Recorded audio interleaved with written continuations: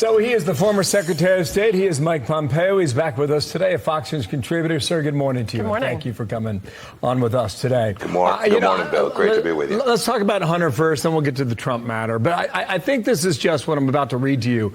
Reflects this divided America and the way people see both cases very differently. Andy McCarthy put his finger on it. He said the fix was in for Hunter Biden until a hero judge stepped up. Alas, there's nothing standard about the Hunter Biden case. That's because the parties are not adversaries. They are in cahoots. Now, how does Red America read what has taken place with Hunter Biden in this court case? Well, Bill, I think every American can see pretty clearly what happened here. There was an agreement between two parties that weren't, frankly, adversarial. They cut a deal that they hoped they could keep quiet that was sufficiently vague that the Biden team could get, the Hunter Biden team could get what they wanted, which was immunity from prosecution further, and the prosecutors could get plausible deniability, saying, well, no, we never promised that.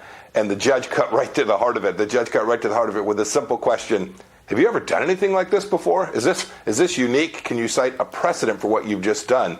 And of course, the prosecutor candidly, under oath, in front of a court, had to admit, nope, never done anything like this before. I think every American, frankly, not just Red America, can see that that is unjust, it is unequal, that these parties weren't actually negotiating a plea, but were actually working to undermine our justice system. And that is deeply dangerous. Forget the politics of it for just a moment, Bill.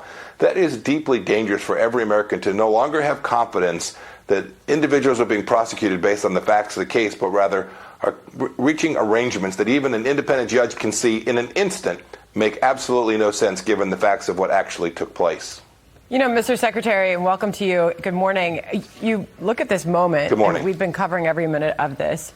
You watched the plea deal fall apart on Wednesday.